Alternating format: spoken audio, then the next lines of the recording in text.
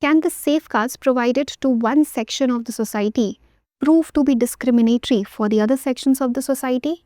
What are the new rules notified by the University Grants Commission that are sparking a debate in the student community? In this session, we are going to decode all this in detail. Hello students, welcome to Drishti IAS. My name is Saloni Nandkyolier. Let's get started.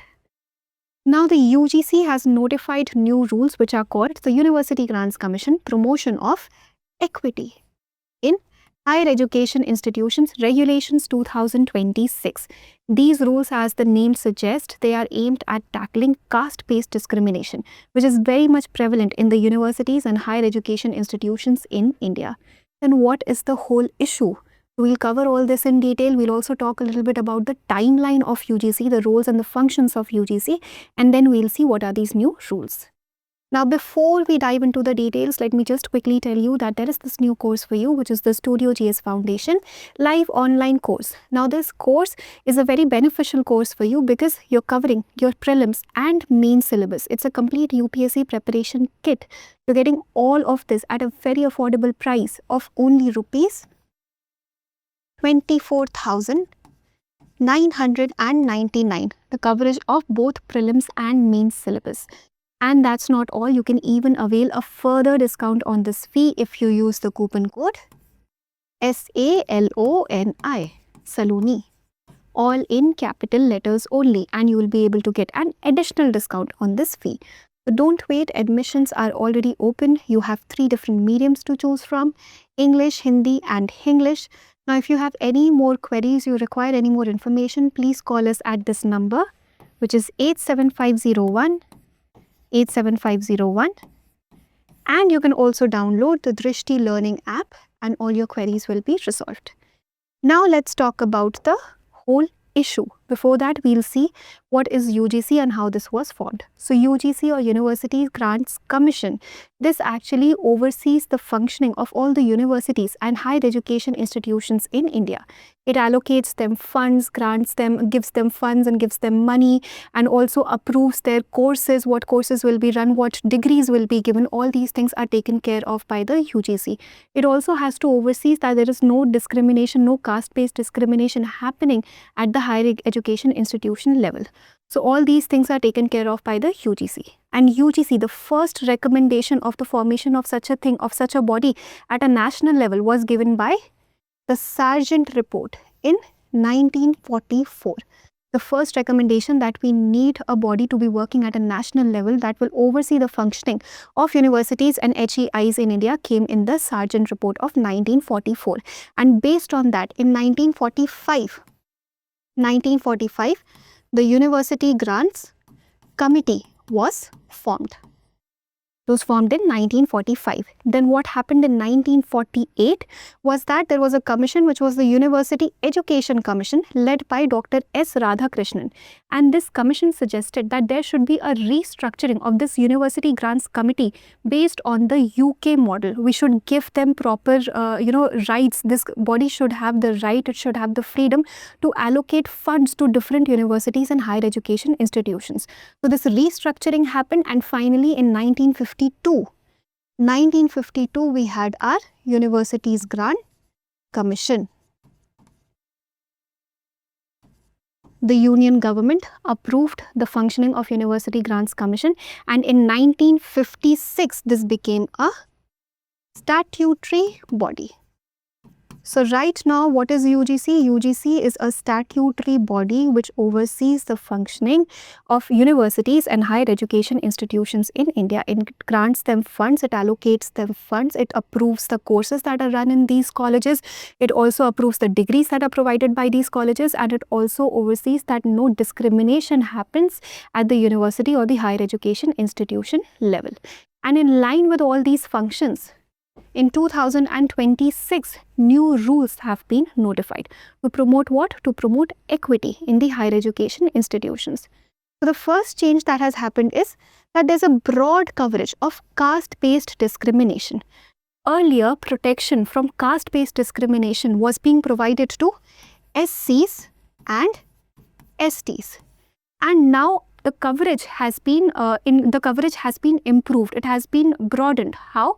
Because there's a mandatory inclusion of OBCs also.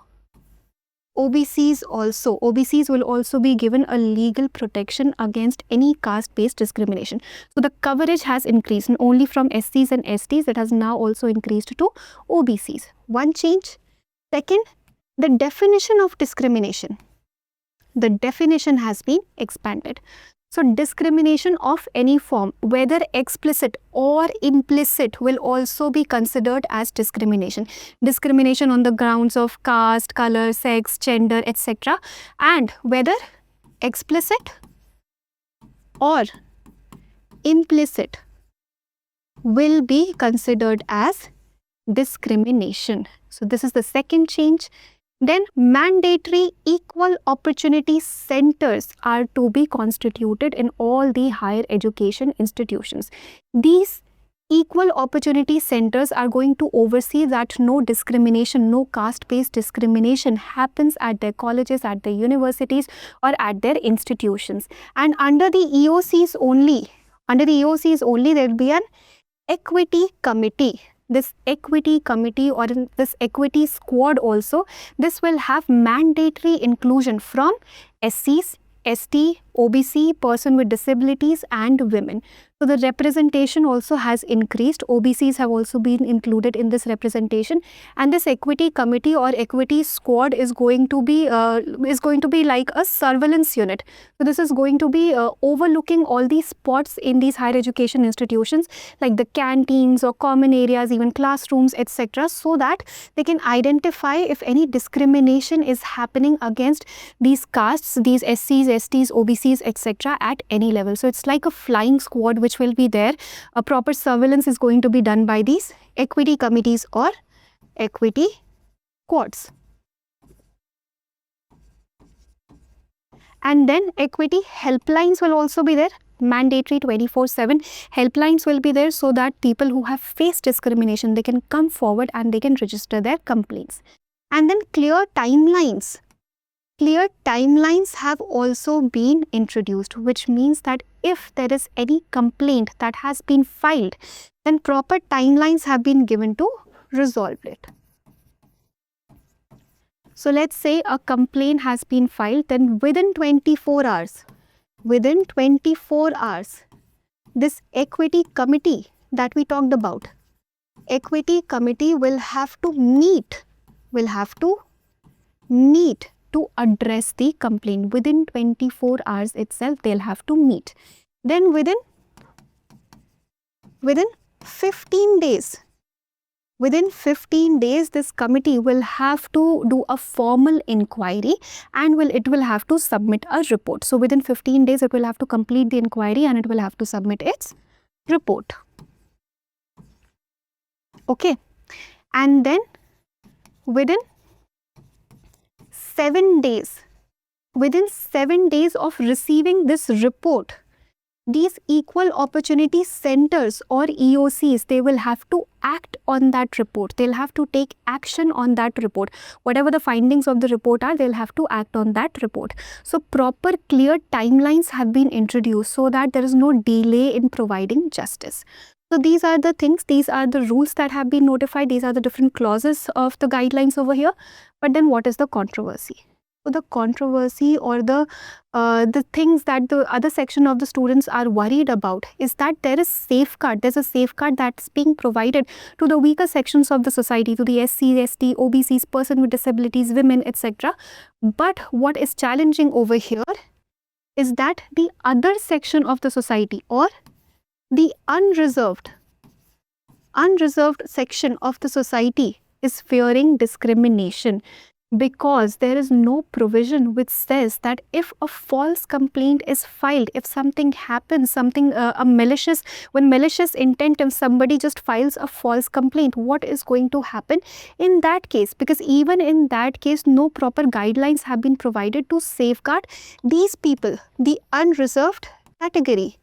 And because there is one thing, this can also lead to more cases coming forward Not always, but sometimes it can lead to more cases coming forward which are not true in nature, which are not honest in nature, because the person who's filing this complaint knows that no action is going to be taken against him or her, even if it is found to be a fraud complaint.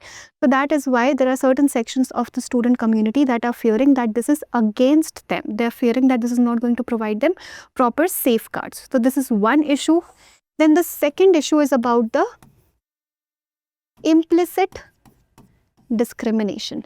Again, more or less similar. So I told you that there's a broad definition, there's a proper definition of discrimination which includes both explicit and implicit discrimination. Many a times it might happen that something which is being perceived as discrimination might not actually be intended to be discriminatory in nature, but it is being perceived as discrimination. Then in that case, what is going to happen?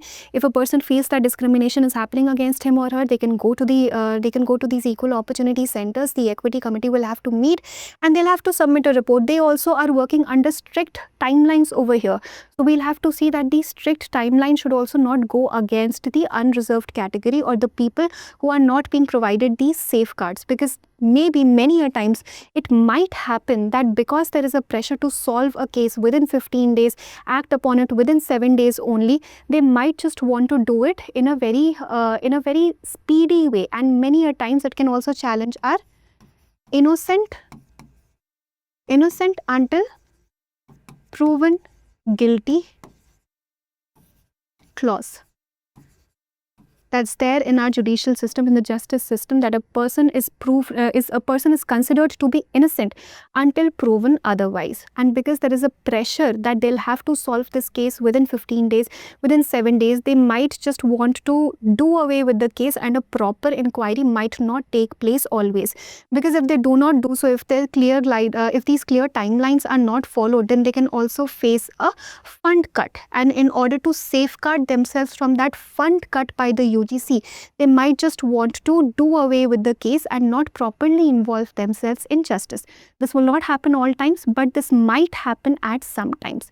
So this is what these people, the other section of the student community, is fearing, that while we definitely require safeguards for the weakened sections of the society, there has to be some neutral body, some independent body that also deals with the misuse of such cases, or misuse of such protections, which is lacking right now in these new rules. However, in the draft provisions, in the draft rules, there was a provision that if any malicious intent is found, if any false complaint is found, then the person who is filing the complaint would also have to face some consequences, but that has been dropped. That has been dropped in the new rules. And that's why certain people are concerned with it, that there are no proper safeguards for everybody. So something that is required to be protectionary in nature for some sections of the students, some sections of the community, should not prove to be discriminatory in nature for the other section of the students. This is something that UGC and the government will also have to take care of, and as a way forward, maybe they can try looking at a more neutral framework, more independent framework, to see that any sort of a protection is not misused and people who require protection are definitely given that protection, because it is in line with our constitution also. Article 15. It's a fundamental right that nobody can be discriminated on certain grounds. So we'll definitely have to work in that direction also, and at the same time ensure that it is not being misused. So this was all. This was the complete analysis of the whole issue over here, the new rules that have been introduced. Let's see what happens in the near future. Now let us look at a practice question for prelims. With reference to the new UGC equity or anti-discrimination rules, consider the following statements. 1. Higher education institutions must begin examining a discrimination complaint within 24 hours of receiving it.